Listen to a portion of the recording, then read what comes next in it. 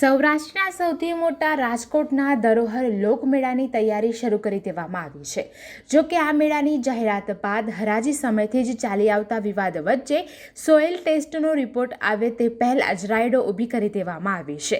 આ વખતે રાઇડ્સના પ્લોટ ધારકોએ રાજ્ય સરકારની એસઓપીનો ખુલ્લેઆમ ઉલાળ્યો કર્યો છે. આરસીસી ફાઉન્ડેશન સાથે રાઇડ્સ ઊભી કરવા સૂચના આપવામાં આવી હતી. જો કે હવે તેના વગર જ યાંત્રિક રાઇડ્સ ઊભી કરવામાં આવી રહી છે.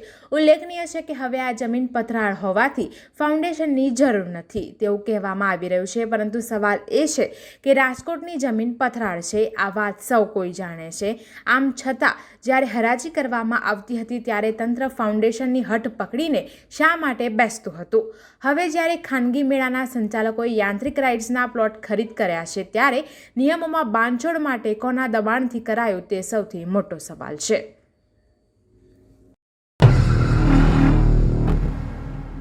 જસદણ પોલીસે દેવપરા ગામની સીમમાંથી ₹7 લાખના દારૂ ભરેલા કન્ટેનર સાથે 3 શખ્સને પકડી કુલ ₹33 લાખનો મુદ્દામાલ કબજે કર્યો હતો. જ્યારે દારૂનો જથ્થો મંગાવનાર ચોટીલાના રાજુ પરાલિયા અને મોકલનાર હરિયાણાના રાકેશ ઉર્ફે રિંકુ અને પ્રધાનની શોધખોળ હાથ ધરી હતી.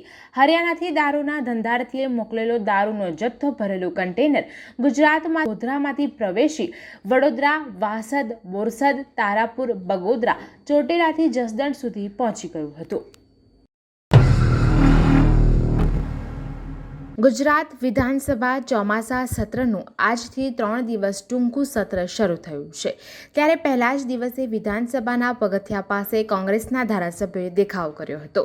ટૂંકી મુદતના પ્રશ્નોને લઈને વિરોધ પક્ષે દેખાવ કર્યો હતો. કોંગ્રેસના ધારાસભ્યોએ એપ્રોન પહેરીને સૂત્રોચ્ચાર કર્યા હતા. આ મામલે વિધાનસભામાં કોંગ્રેસ પક્ષના નેતા અમિત ચાવડાએ આરોપ લગાવ્યો છે કે ભ્રષ્ટાચાર ભાજપ સરકારમાં શિષ્ટાચાર બન્યો હોય તેવી સ્થિતિ છે. અમિત ચાવડાએ કહ્યું કે સરકારના ભ્રષ્ટાચારનો ભોગ બનેલ લોકો અંગે વિધાનસભામાં ચર્ચા થવી જોઈએ. ગુજરાતમાં બનતી ઘટનાની ચર્ચા વિધાનસભામાં થવી જરૂરી છે. તેમણે કહ્યું કે વધારે ચર્ચા ના થાય એ માટે ટૂંકી મુદતના પ્રશ્નો લાવવામાં આવ્યા છે. તેમણે કહ્યું કે મંત્રીઓ કોંગ્રેસના પ્રશ્નોની ચર્ચા ના થાય એવું ઈચ્છતા હતા એટલે અમારા પ્રશ્નો કાઢી નખાયા છે. કોંગ્રેસના સભ્યોએ પ્રજાના પ્રશ્નોને ચર્ચા અંગે માંગ કરી હતી તેમ તેમણે જણાવ્યું હતું. ઈડરના શ્રીમદ રાજચંદ્ર વિહાર નજીકના જંગલ વિસ્તારમાં કેબિનેટ મંત્રી વન અને પર્યાવરણ મુળુભાઈ બેરા અને રાજ્ય કક્ષાના મંત્રી વન અને પર્યાવરણ મુકેશભાઈ પટેલ તેમજ જિલ્લાના પદાધિકારીઓની ઉપસ્થિતિમાં મહાવાવેતર અભિયાન યોજાયું હતું. સાબરકાંઠા વન વિભાગ અને સાબરકાંઠા સામાજિક વનીકરણ વિભાગ દ્વારા જિલ્લામાં વન વિસ્તાર બહાર 1959 હેક્ટર વિસ્તારમાં 13.89 લાખ રોપાનું વાવેતર તથા જિલ્લા વન વિસ્તારમાં 3057 હેક્ટર વિસ્તારમાં 22,67,000 રોપાઓ એમ કુલ મળી 5016 હેક્ટર વિસ્તારમાં 36,65,000 રોપાઓનું વાવેતર કરવાનું આયોજન કરાયું છે. ઈડરના શ્રીમદ રાજચંદ્ર વિહાર ખાતે અંદાજે 10,000થી વધુ જનમેદની દ્વારા 12,000થી વધુ રોપાનું વાવેતર કરાયું હતું. વડોદરા શહેરના જુદા જુદા વિસ્તારમાં નો પાર્કિંગ ઝોનમાં રહેલા વાહનોને વડોદરા શહેર ટ્રાફિક દ્વારા ટોઈંગ કરી ટોઈંગ સ્ટેશન ખાતે લાવવામાં આવે છે. જ્યાં ટોઈંગ સ્ટેશન ખાતે ફરજ પરના ટ્રાફિકના પોલીસ કર્મચારીઓ વિવિધ બહાના હેઠળ વાહન ચાલકોને મેમો નહીં આપવા બદલ વાહન ચાલકો પાસેથી ₹500થી ₹700 સુધીની લાંચની માંગણી કરે છે.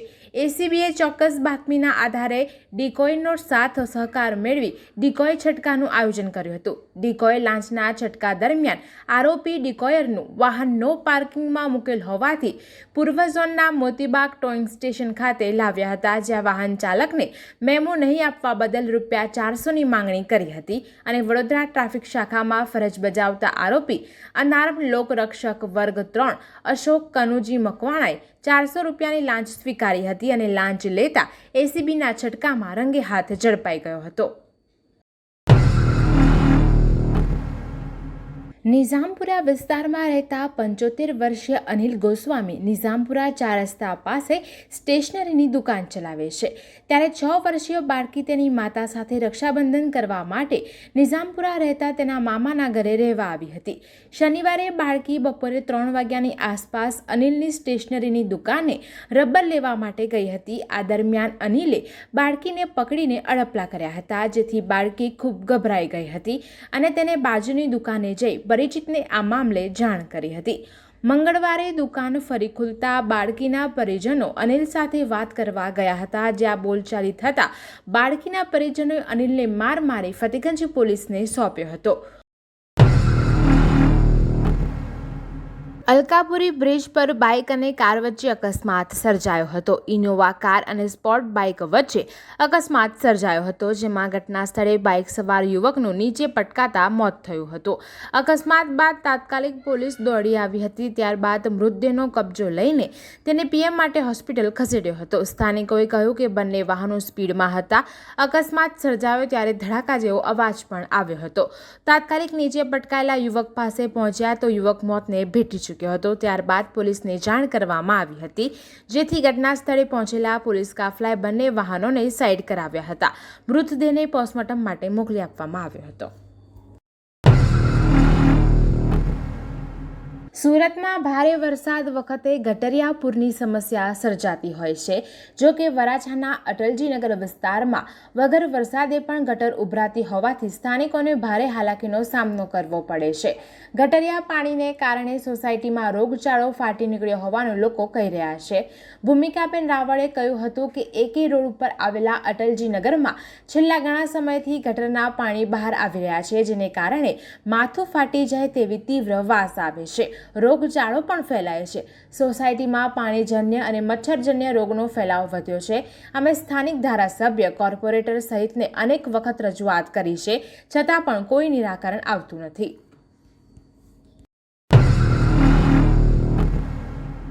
સુરત શહેર અને જિલ્લામાં સતત ડુપ્લિકેટ વસ્તુઓ બનાવવાની ફેક્ટરીઓ ઝડપાઈ રહી છે. ત્યારે વધુ એક ડુપ્લિકેટ વસ્તુ બનાવતી ફેક્ટરી સરથાણા વિસ્તારમાંથી ઝડપી પાડવામાં આવી છે. નકલી ચીજવસ્તુઓનું ઉત્પાદન કરતી ફેક્ટરી પર કંપનીને મળેલી માહિતીના આધારે પોલીસને સાથે રાખી છાપો મરાયો હતો, જેમાં નકલી ચીજવસ્તુઓ બનાવવા વપરાતું રો મટીરિયલ મોટી માત્રામાં મળી આવ્યું હતું. ખોરાક અને ઔષધ નિયમન તંત્રની વિના મંજૂરીએ જ ફેક્ટરી ચાલતી હતી. ડેટોલ, હાર્પિક સહિતની કંપનીઓ દ્વારા આ મામલે તપાસ બાદ પોલીસને સાથે રાખી દરોડા પાડી નકલી ફેક્ટરીને ઝડપી પાડી હતી. ફેક્ટરીમાંથી બનાવટી ડેટોલ લિક્વિડનો મોટો જથ્થો પણ જપ્ત કરવામાં આવ્યો છે. સરથાણા પોલીસ સ્ટેશનથી થોડા જ અંતરમાં ફેક્ટરી ચાલતી હતી. હાલ આ મામલે વધુ તપાસ ચાલી રહી છે. અનુસૂચિત જાતિ અને અનુસૂચિત જનજાતિને મળતા અનામતમાં વર્ગીકરણના સુપ્રીમ કોર્ટ દ્વારા આપવામાં આવેલા ચુકાદાને લઈને અનુસૂચિત જાતિ અને અનુસૂચિત જનજાતિ સંયુક્ત સંઘર્ષ મોરચા દ્વારા આજે ભારત બંધનું એલાન આપવામાં આવ્યું છે, જેમાં સમગ્ર ગુજરાતના આદિવાસીઓ જોડાવાનો નિર્ણય લીધો હતો. આ ભારત બંધની અસર તાપી જિલ્લામાં પણ જોવા મળી હતી. વ્યારા, સોનગઢ સહિતના તાલુકાઓમાં ભારત બંધની જોરદાર અસર જોવા મળી હતી.